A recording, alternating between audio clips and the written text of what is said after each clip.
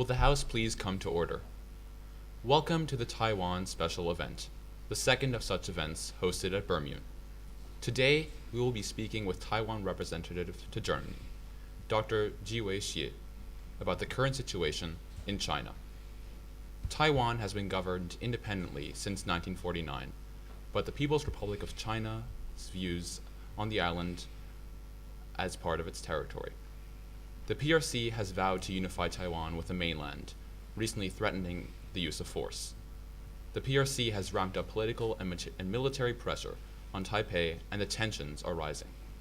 Taiwanese President Tsai Ing-wen, whose party platform favors full independence from the People's Republic of China, has rebuked the PRC's effort to undermine democracy. Some analysts fear that war between the United States and China could erupt over Taiwan. The United States provides Taiwan with defensive weapons, but leaves the question of whether it would actually defend Taiwan unanswered. Today we have our Youth Assembly directors here, Natalie Hicks and Noah Beer. They will be giving an overview of the role of the Youth Assembly and briefly introduce Dr. Shieh.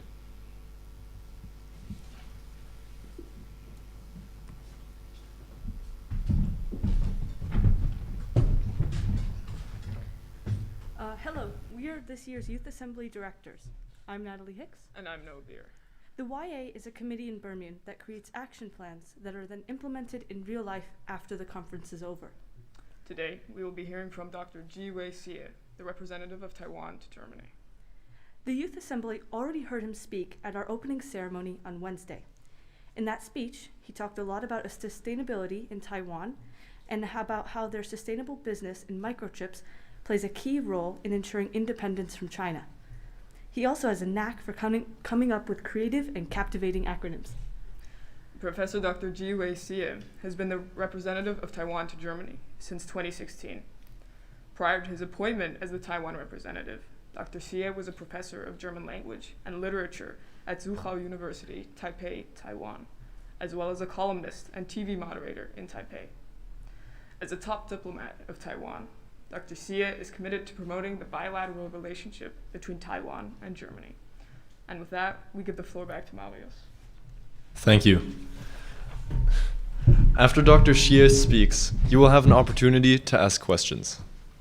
If you wish to pose a question to Dr. Shieh, send a message to the Secretariat Forum mailbox, not the Plenary Forum mailbox, using the category Forum Work/Debate.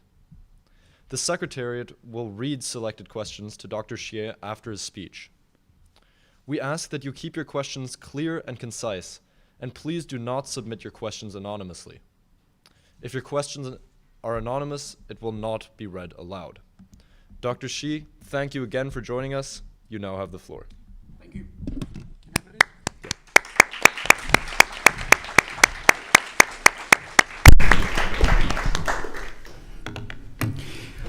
Yes, good day, ladies and gentlemen, in Europe, and good evening in Asia, America, and especially in Taiwan. In my status as the representative of Taiwan in Germany, I'm very much delighted as well as honored to have this chance to deliver a speech to all of you with Q&A afterwards. And please do remember, Q&A means question and answer, and not quickly run away. For a lot of people following this event, it's not a presence meeting, but I'll try my best to make my presence felt. The whole world has been waiting impatiently for nearly 2 years for the day to come where we can finally realize why my country, Taiwan, spells its name with Taiwan, which means traveling around is wonderful and necessary. Again, Taiwan, which we have been missing for nearly 2 years, means traveling around is wonderful and necessary. Pursuing peace in the world of war and conflict is the title given to the fall conference of BERMUN. Every time when I hear that the word war and peace are put together, that always reminds me of a very old Roman or Latin proverb. Si vis pacem para bellum. Si vis pacem para bellum means if you want peace, you have to be prepared for the war. The title and the organizer, BERMUN. BERMUN means Berlin Model United Nations. Then I suppose most of you maybe would have already known that Taiwan is not a member of the UN since 1977. That means 4 decades. Exactly 4 decades ago, we were thrown out or excluded out of the UN. And in the last 4 decades, we have made any effort possible to join the UN again. In vain. We are not even allowed to get the so-called observer status. Although Taiwan, with its 24 million people, admirable economic success, and a stable democracy system, we do deserve, doubtless, at least, an observer status. No, unfortunately, that's not the case. Have you done anything wrong? Have we done anything wrong so that we cannot become a member of the UN for more than 4 decades? No, we haven't done anything wrong. With our remarkable achievements in both economy and democracy, we are outstanding and always keep on the right side, yet we are always standing right outside. Why is that? The only reason is China doesn't like it. Once I was asked what should be the difference to make if should Taiwan become a member of the UN, I was asked by an old lady as the chief editor of a very important newspaper in New York. We had a conversation. I tried to get her support for us, and she smiled at me and said, Minister, I was the Minister of Government Information Officer. She asked me, why should Taiwan become a member of the UN? No offense, we American, we just want to get out of the UN. I said, why? They said, hundreds and hundreds of soldiers of America died outside. Nobody appreciates that. We paid millions and millions tuition, and everybody takes it for granted. Why should Taiwan? What's the difference it's going to make for Taiwan to become a member of the UN?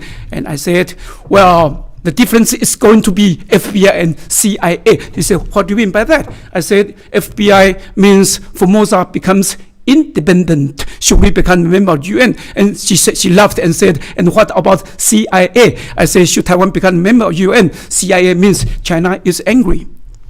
So the whole world are feared or afraid that China get angry. We do. But nevertheless, for the last 4 decades, we have been standing there, facing attacks, aggressions, every day, around the clock. So we are not a member of the UN for 40 decades, and that is reflected on my name card. Let's just take a look. I show that. Oh, okay. The other way around. Okay. You see, with Taiwan, we never know how it goes. Yeah. Okay.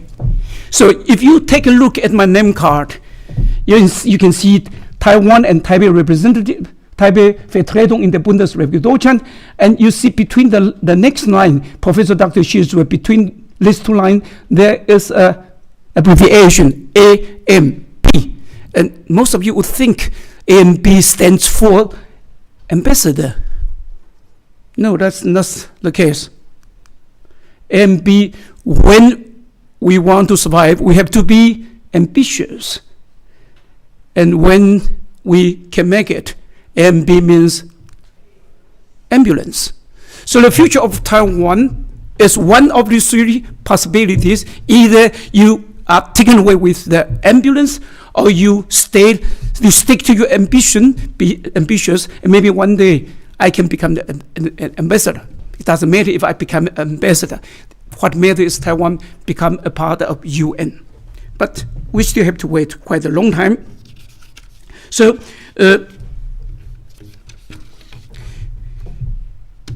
how can Taiwan is not a part of the UN, and China says you cannot become a member of UN. Why? Because China claims that Taiwan is a rebellious province of China.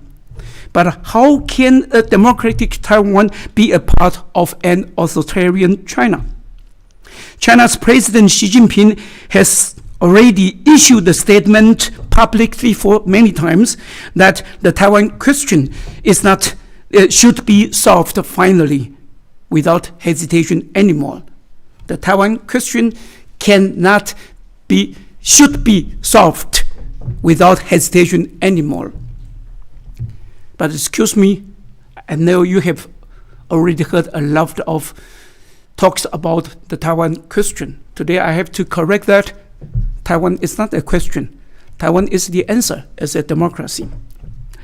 So, and in other words, Taiwan is either is not a province of China. Maybe Taiwan is a promise of China because belonging to the Chinese culture, we made the access to the democracy. We suffered 38 years martial law, dictatorship. You are too young to know what it means, martial law, and to be covered with martial law. To be covered with martial law means no freedom of speech, no freedom of religion, and there were only two parties in the country. The one party is the ruling party, and the other party is the birthday party. No third party at home. So I would point it out that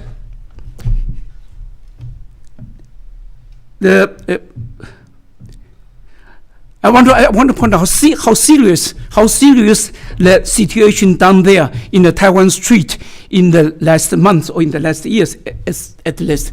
And this serious situation is reflected. No, I want to show this picture. This picture is the cover of the issue of the international weekly newsweek of the British magazine, The Economist. And this is the issue of the 1st of May this year with the title of this.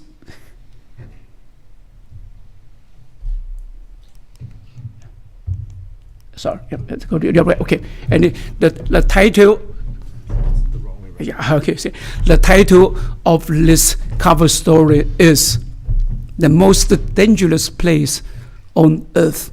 The most dangerous place on Earth, with the subtitle "America and China must work harder to avoid a war over the future of Taiwan."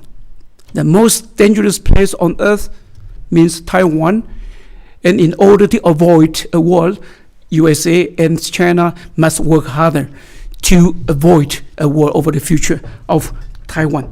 And nearly 6 months later,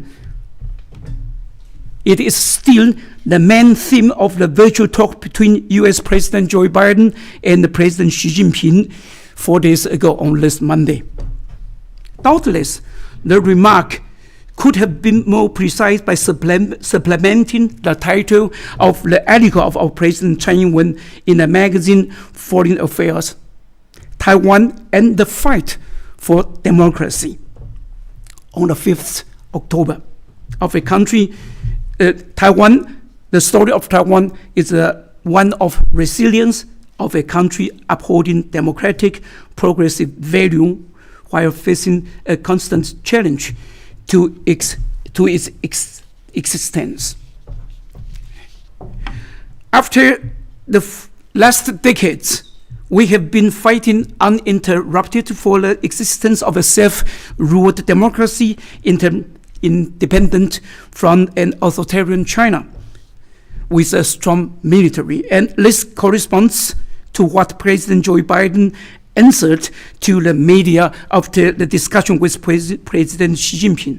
Meaning Taiwan, President Joe Biden says, its dependence, it makes its own decision.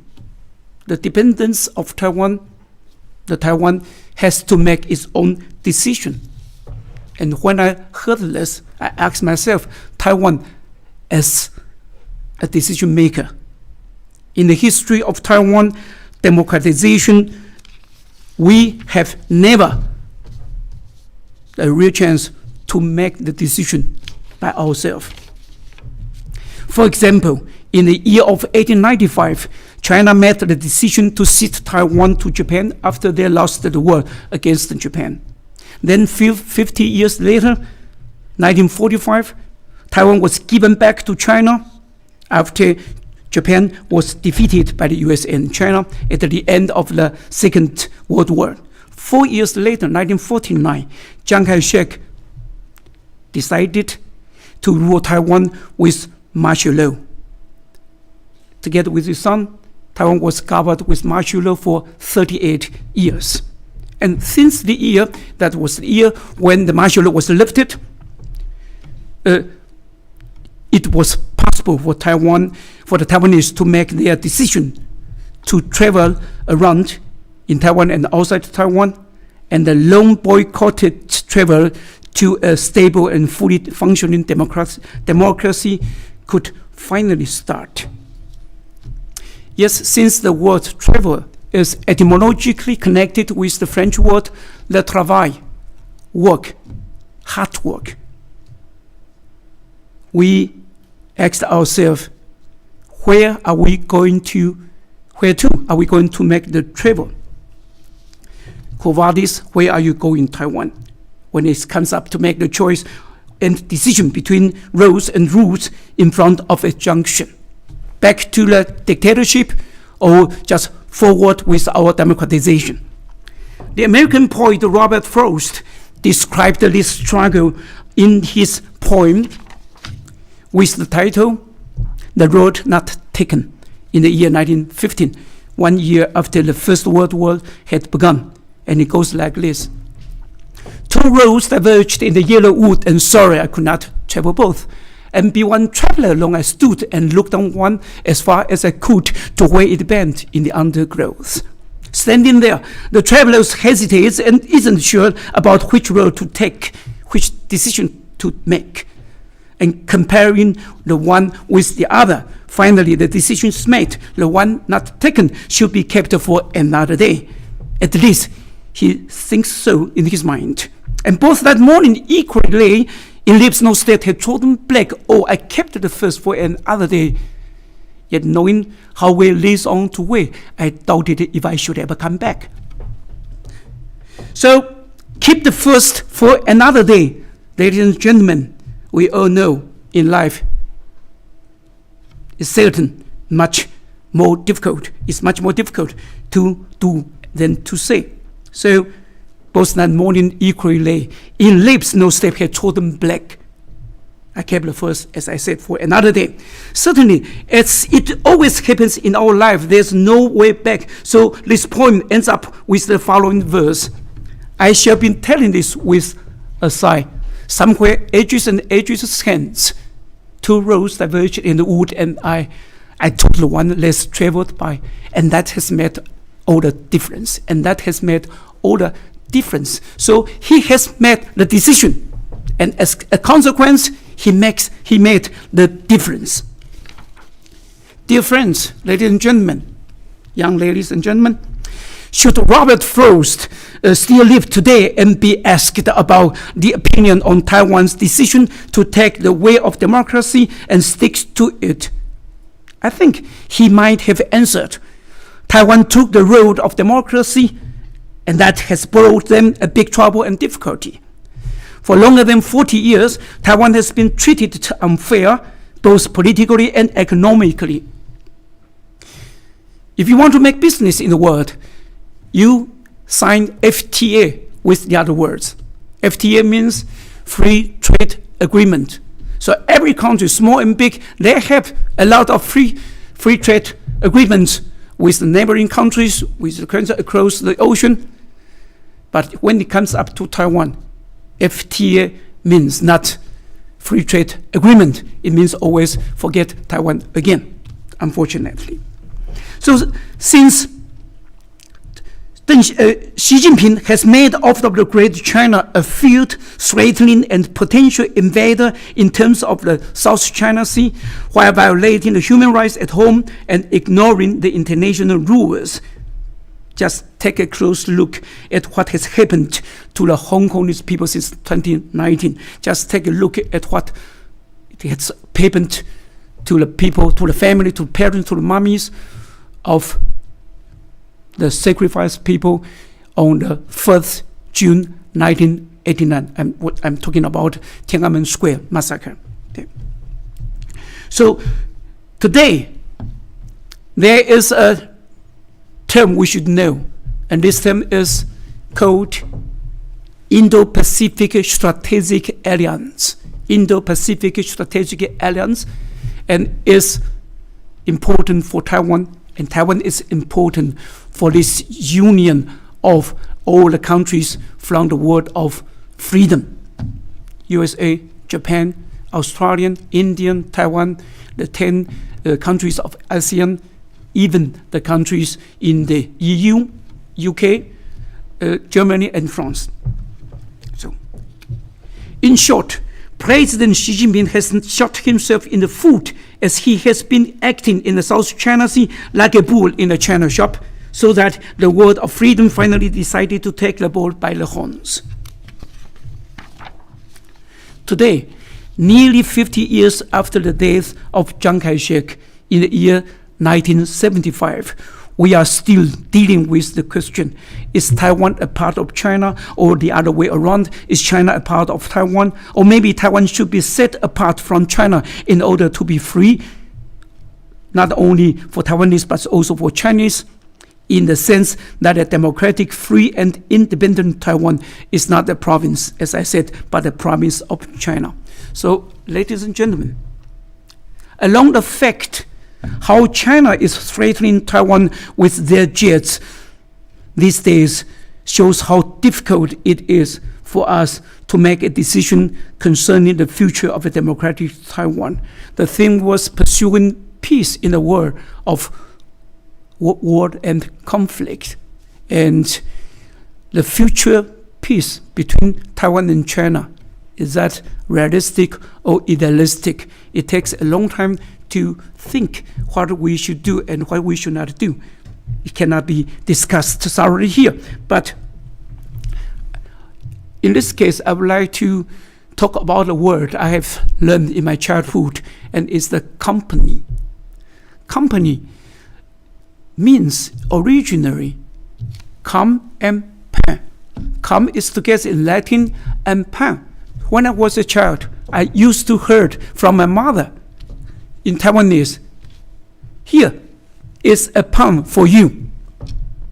Pan. And I thought that was Taiwanese or Japanese. Later on, when I went to university, I started to realize this word pan is not Japanese and not Taiwanese neither. Is a foreign word. It comes from the Portuguese, pan, and French word today, and Italian. So company means I share. It originally means when you make business together. And that means I share my bread with you, and you share your last piece of bread with me. We go together. We fall together. We stand together. United we stand. Divided we fall. That's the word of company. And in this case, Taiwan has a lot of companies today, beginning with USA, with Japan, to Germany, France, and so on. So we are not alone, although we are isolated. And that's our fate. Taiwan is an island. Isolated means isolated. That is an island. An island is an isolated land. So we have been isolated and excluded from the international society for 40 years. But I think the day will come in the next years that we will join together with all the friends there. So for us, Taiwan, in the last 34 years under martial law, and now longer than 38 years in democracy, in English we used to say life is a matter of give and take. And I used to interpret the give and what do you mean by give and take? I would say give, that means don't give up, and take a chance. So that's the route we have taken. That's the choice and the decision we had made. So Taiwan is important in this case under the term of Indo-Pacific Strategic Alliance. And if you goes back to the year 1979 and you read the Taiwan Relations Act, if effective on the first day of the year of 1979. And this act has a long title.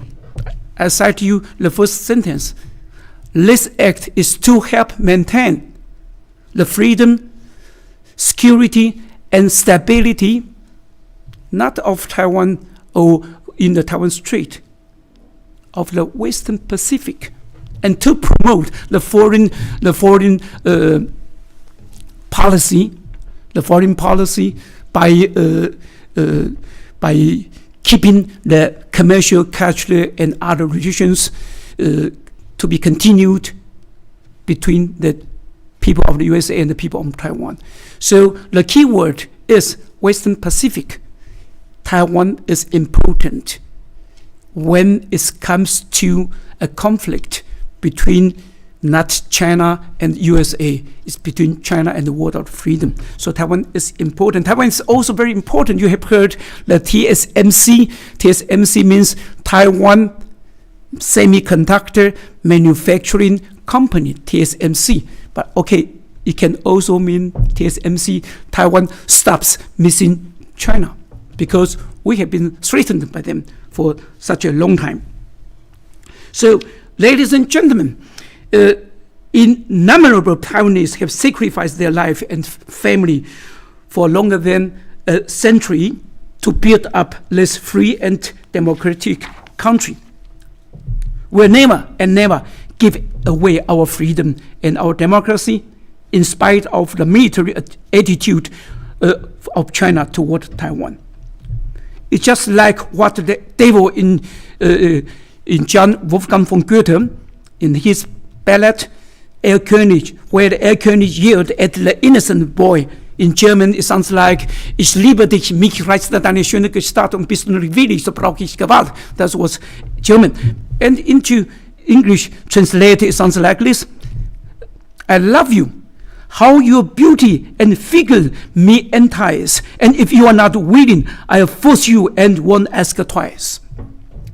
That's what happens between China and Taiwan. So, and when the cover story of the edition of the May 1st of the British magazine, The Economist, as I just read, the most dangerous place on earth, meaning Taiwan, then that message reminds me of what the US President Abraham Lincoln in his Gettysburg Address said at the end of his speech on the 19th November 1863. It goes like this. It is for us the living rather to be dedicated here to the unfinished work, which they who fought here have thus far so nobly advanced. It is rather for us to be here dedicated to the greater task remaining before us, that from this honored date we take increased devotion to that cause for which they give the last full measure of devotion. That we here highly resolve that this state shall not have died in vain, that this nation, under God, shall have a new birth of freedom, and that government of the people, for the people, by the people, shall not perish from the earth. And I have to say, neither would Taiwan. Thank you very much for your attention.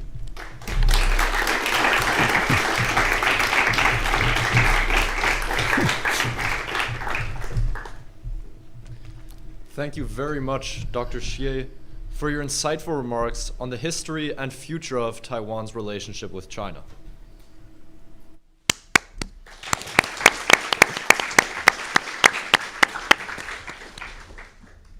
Our speaker is now open to questions from you, the delegates.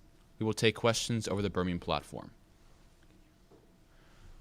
If you wish to pose a question to Dr. Shieh, send a message to the Secretariat Forum mailbox, not the Plenary Forum mailbox, using the category Forum Work/Debate. The Secretariat will read selected questions to Dr. Shieh. We ask that you keep your questions clear and concise. If you are the in-person audience, please line up at the mic. We ask that only 3 people stand in line at the mic at a time. Thank you. Our first question, Dr. Shieh, is from our online audience, from a judge in the ICJ2. She asks, in your opinion, how can Tsai Ing-wen and Xi Jinping consolidate their personal interests as well as the interests of their population to reduce the threat of military intervention? You know, we have been trying to tell people, the communist people, from Deng Xiaoping until today Xi Jinping, that we are not principally against reunification or something like that. But very important for us is we won't give up our freedom. Freedom should be the goal and not the price for a unification. As long as it is not the case, I don't think there would be a progress in talking about peacemaking in the decades. Because, as I said, so many people have sacrificed their life and family just to be to become free. And there's no reason why should we give up? Why should we give up this freedom just to be one of the millions of people who are not free? They should become free, like Taiwanese. Thank you. Next, we will have a question from our in-person audience. Please say your name and your conference role. I'm Jonas Baudier from the Youth Assembly. Thank you for this really insightful presentation. What would you suggest for Germany and also the rest of Europe to do to help Taiwan amid this Chinese aggressions? I'm not suggesting that. They have already done that. Maybe you have known that Germany sent a frigate with the name BERMUN to South China Sea, to Indo-Pacific, and the French people have already sent their marines, submarines, and the UK has already sent an area carrier to South China Sea, a carrier to South China Sea, because they have realized it's not a matter of Taiwan. It's the matter of the industries of the world of the freedom. Germany, USA, France, and UK, they are all export nations. And I'm not sure if you know that 1/3 of the volumes of the world trade goes through South China Sea, Taiwan Strait, and Indo-Pacific. And that's the reason why we are encouraging them to come over to safeguard the security, the freedom, and the stability of this area. But you cannot ask them to come here if they don't want. And they are there. They are there. It's because they know it matters, the industries of the world of the freedom. Okay, thank you. You're welcome.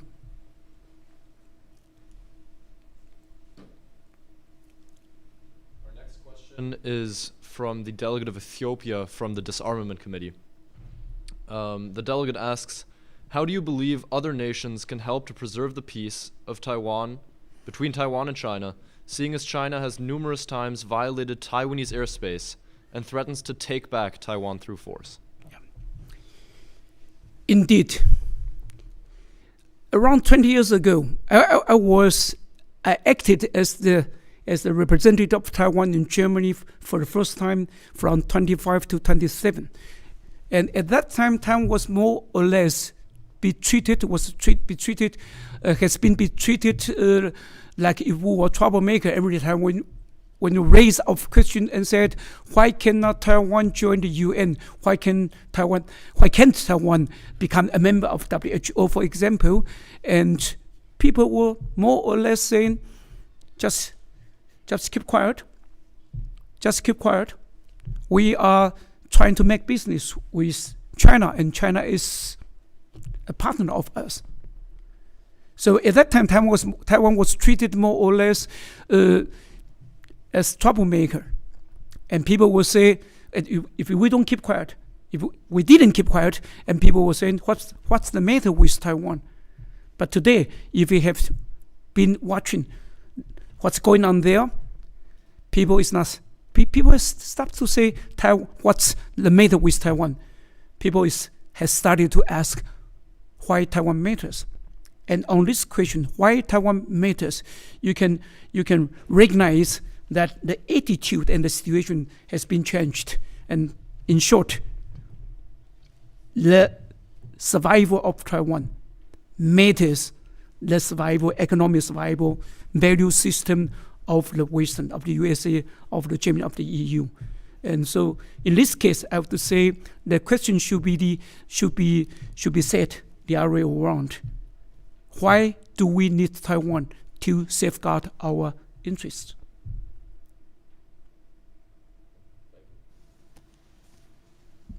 We're going to have another question from our live audience. Please say your name and conference rule. I'm Eliane Bourdi from the Disarmament Committee, and I wanted to ask you if you think that Taiwan would already be invaded if they wouldn't have such a productive chip industry and all the alliances with the West. Invited, did you ask it? Just Invaded. Invaded, okay. It's very possible.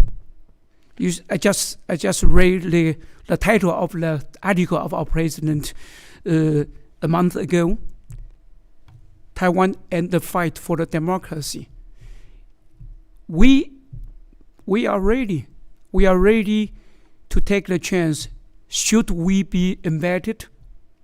And I gave an interview 3 weeks ago, and I gave my interview the title, "We will fight to protect our freedom, our country, to the last man." And if you take a look, if you have a close look at what has happened in the last year, and you would find at least 10 important military maneuver have been upheld there, not only between Japan and USA. It was between Japan, USA, Philippines, Australia, France, UK, and Germany in these days, and with some of the countries, Philippines, and so on and so on. And 5 years ago, you couldn't imagine that Malaysia shot 3 rockets into the South China Sea. And all of that tells us China has shot himself in the foot by way of showing their ambitious to exploit their territorial ambition. You're welcome.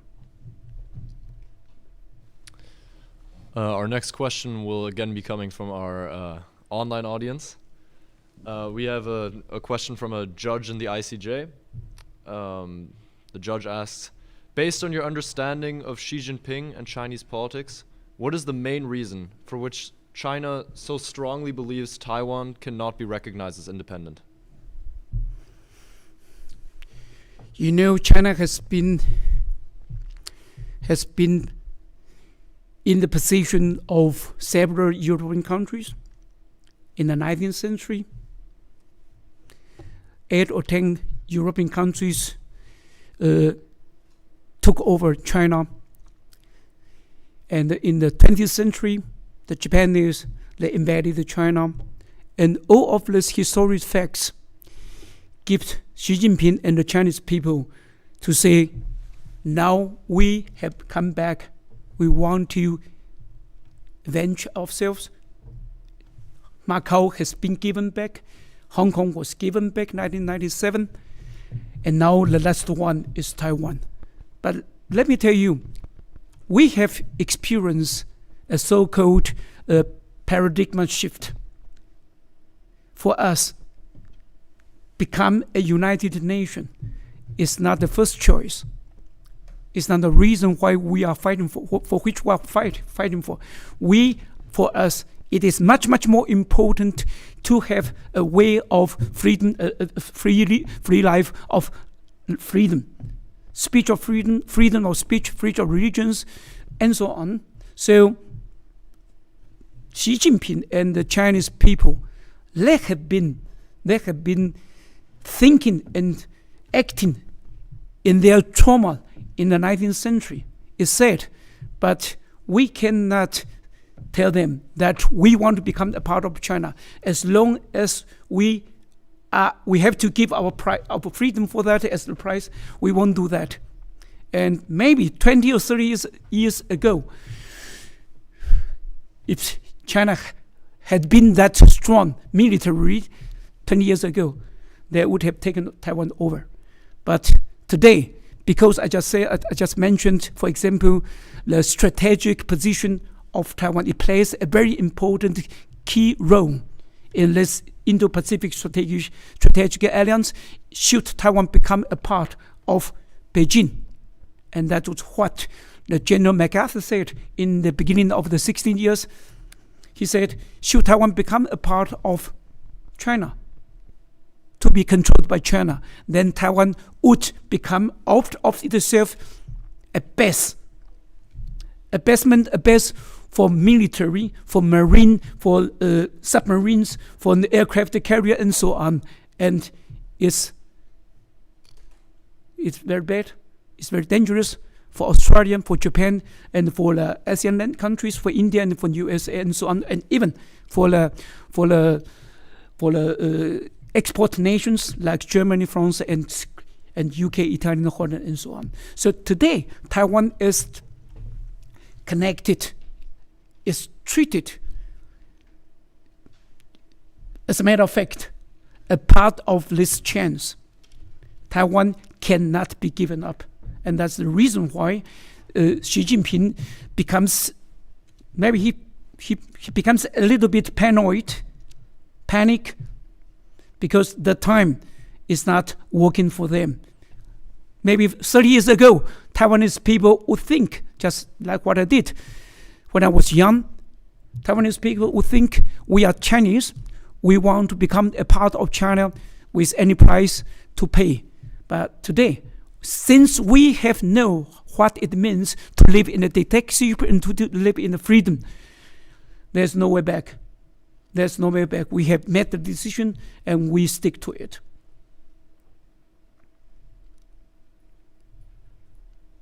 Our next question will come from our live audience. Please again say your name and your conference role. Hello, I'm James Simonovitz. I'm the delegate of India on the Disarmament Committee, and I was wondering, were China to invade Taiwan, what do you think would happen? Do you think this Western alliance would strike back, or do you think China would be left unopposed to avert the risk of a world war?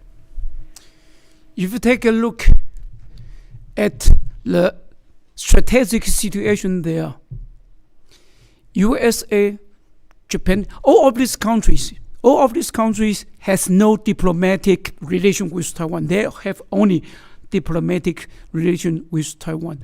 But nevertheless, they are all like-minded. They are all like-minded people and nations for Taiwan and of Taiwan.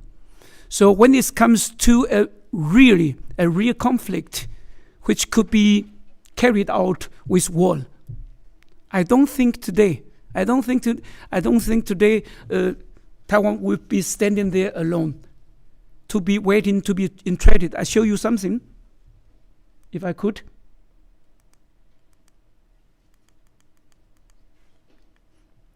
That's how what the world sees. If China tries to take over Taiwan, it doesn't look like peaceful unification. And the difference between Taiwan, we have since 1996 our own directly democratic elected president. And we have in the year 2016, or 5 years ago, we elected the first female president. That's what happens in Taiwan. And 2 years later, what happens in China? The lady you see there with bald head, she's the wife of Liu Xiaopo. I don't know if you know the name. Liu Xiaopo was the dissident, very a man who fight with peace, with freedom for human rights in China. And he was awarded the Nobel Peace Prize in the year 2010, and he died in the jail in the year 2017, to be exact, on the 13th June. And his widow finally could come out of China to Germany, here to Berlin. I know her, and you see the difference. In the left side, a small Taiwan, economic Taiwan, which has suffered under martial law for 38 years, and after 30 years, we elected our own president, a female president, and what happens to China? That's what happened to China. So it's not imaginable that Taiwan should be unified by China. And that's the Liu Xiaobo. And that's what happens in Hong Kong 2 years ago. Can you read that? Don't shoot our kids.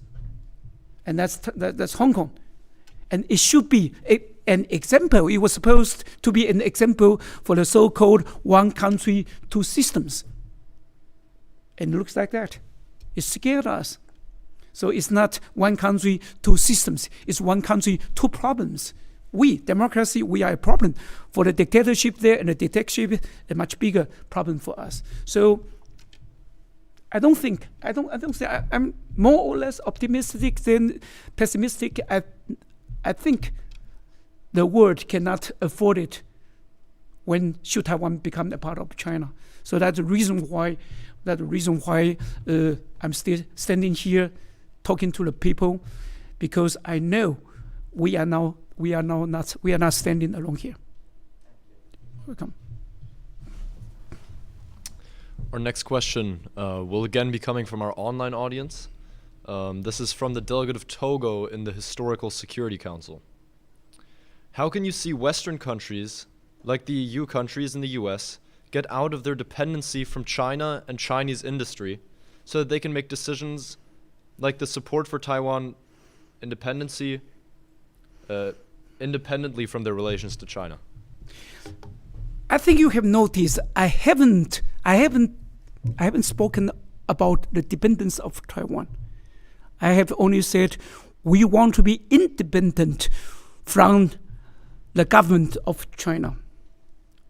Of course, if you ask any Taiwanese on the street, 9 of 10 would tell you, yes, we want to be a normal, independent country, peace-loving and peacekeeping country. But we also realize that China would take that for an excuse to invade Taiwan, and we'll be in trouble. So that's the reason why I haven't been talking about becoming independent country. As a matter of fact, we can say we have been ruling ourselves for longer than 40 years, 50 years maybe, or longer, at least since we are not governed by martial law. We are a free country in this case. So it won't happen that the Chinese have this excuse to invade us. In case they do, we have been preparing quite a long time for that. We cannot expect that only the protection of USA, of Japan, of Australia, we know they will come over to us, but at the first point, we have to be prepared. Just like I said, the old Roman said, "Si vis pacem, para bellum." If you want peace, you have to be prepared to protect, not to attack, to protect. And we are prepared. We are prepared with support of the other countries. Okay, we are not a normal country. We are not recognized as a state, as I just said. But I used to say, you see, we have export with import, we have airport, and we have seaport. We even have a passport, and all we need is only your support. And I think the the word of freedom wouldn't just stay aside and say, okay, that's what happens to Taiwan be happened.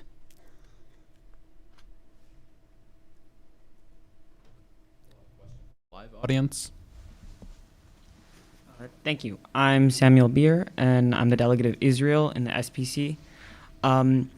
What has Taipei or Taiwan been doing to counter or prepare for a potential attack due to the ramping up of the Chinese military in the South China Sea? Besides the fact that the international countries such as the USA and Australia have their submarines there. So what defenses has Taipei been implementing there? You know, people have been talking about the first island chain, the second island chain, and the first island chain, Japan, Taiwan, Philippines, and so on.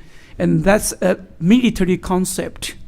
As I just pointed out in the long title of this Taiwan Relations Act, it is written there, this act is to help maintain the freedom, security, and stability in the Western Pacific.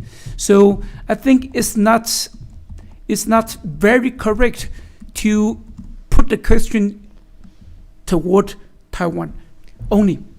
We have been now, since the last 2 years at least, something happened just under the table, but we have been taken over into a quite tight connection with USA anywhere, with Japan, with Australia, with India. And through this connection with USA, Japan, and so on, there's again a connection between Australian, between USA, and France, and so on. And if you've read the news, Australian have had a contract with the France. They want to buy submarines from the France. But around one month ago, they turned down the contract with the France, and they say they want to buy the submarines from the USA. Do you know why? Because the submarines of France, they have only diesel engine, and it cannot stay long enough and deep enough in the Pacific. And the submarines of USA is driven by nuclear energy. And on this point, you realize how real is the threat from China toward Australia. They have been thinking in this direction. In case it happens that China should take over Taiwan, they won't stop there. They won't stop there. They will control South China Sea, Taiwan, and Japanese Sea, and Western Pacific. And the connection between Australia and Asia, India, Japan, Taiwan, and so on would be cut off. And that would be a death for Australian. So he said, if, and that's very clear, a very clear statement, if for Joe Biden, should China attack Taiwan, the USA will support Taiwan. And Australians say, if USA support Taiwan, we have to be there. We have to be there because we are allies of USA. And when the Australians are there, the UK, Great Britain, they will be there. So as you can see, Taiwan won't be staying there alone. Of course, we have tried to equip us in the last years, in the last decades. You must have heard the Scorpion strategy. Scorpion. If China really tried to attack Taiwan, we won't be standing there, sitting there, and begging for pardon. We will fight back, and they have to take into consideration, taken into account. If we kill us, they lose a leg, they lose an arm, and so on.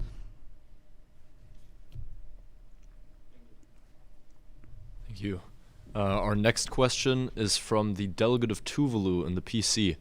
The delegate asks, in your opinion, except for recognizing Taiwan as a member state or an observer state, what else can the UN do? to stave off conflict between China and Taiwan? If you would take this problem for me as an outsider, I would say it's ridiculous. It's ridiculous that UN excludes Taiwan out of every UN organization, especially WHO, World Health Organization. It's not a matter of politics, it's a matter of trying to fight against the virus, for example. That is a very good example. Taiwan has managed to control the virus disease in Taiwan until now. I have the accurate data of today. 836 deaths since the last 2 years. In Germany, 90,000, more than 19,000 deaths.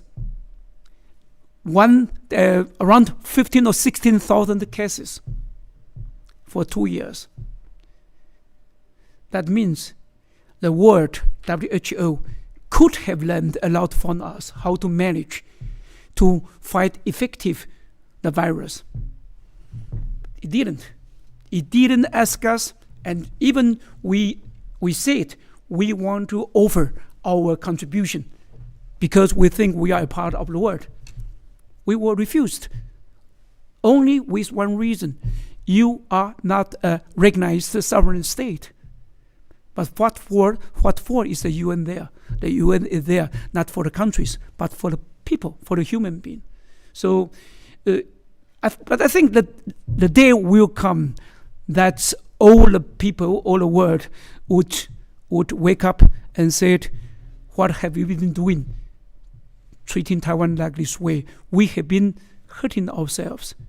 And as long as that happens, I think the Taiwan will be, it won't happen from today to tomorrow, but we will be recognized step by step. So what UN can do is not at least invite Taiwan as a member of the observer, as an observer in an observer status, so that we can take part in all the conferences and so on and offer our contributions. It won't do good, not only to us, but also to the world. So it's without becoming a full member, but an observer status.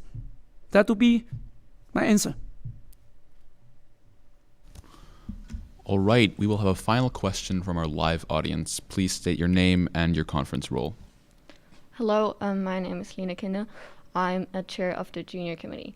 Referring to our conference topic, I'd like to ask you how, if you're planning to obtain and achieve peaceful communication with China and its allies, how are you planning to do that? I have been acting as the representative, as a diplomat of Taiwan in Germany since 2016 for the second time. And I have been telling the people, the politicians, the parliamentarians, all the people who cares for freedom and so on. I've been telling them, do you know the concept kowtow? Kowtow means yes. Yes, sure, you are right. Yes, that means kowtow in Chinese. And you find it in the dictionary. Kowtow means you give up your ideas, you give up your values, you give up the right you supposed to have because you're threatened, imitated, because you're afraid that maybe you could be hurt, your interests could be hurt, so you give up your belief, you give up your values. I have been telling them, stay firm to what you believe. Don't go down with the knees to beg, and you will be surprised. You will be paid back with respect, because you show the people who is only strong with their fist, not with their belief, not with their value.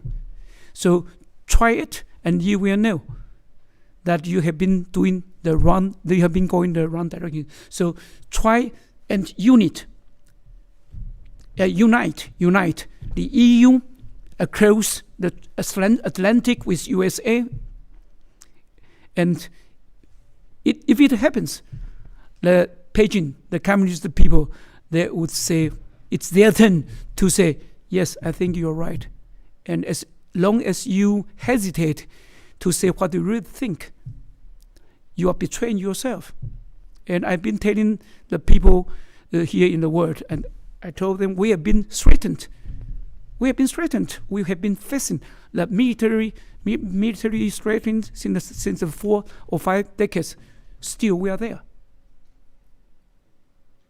No promise, but that would be my suggestion. Yeah. Okay. That concludes our special event with the Taiwan representative to Germany. Thank you, Dr. Shieh, for taking time of your busy schedule to speak with us today. Please accept this small token of our appreciation for taking the time.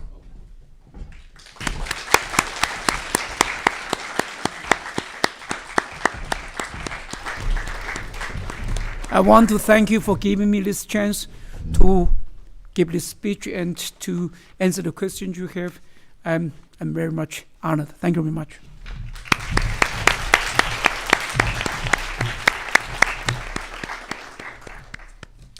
For everyone watching, thank you for tuning in. For delegates in the audience, please return to your committee sessions now if you are in an afternoon committee. For delegates in the morning committees, enjoy the rest of your evening. For chairs, we have a staff debrief, so please stay and join the Zoom call on the staff section of the BERMUN platform. I hope you have a nice day and enjoy the rest of the conference. Thank you.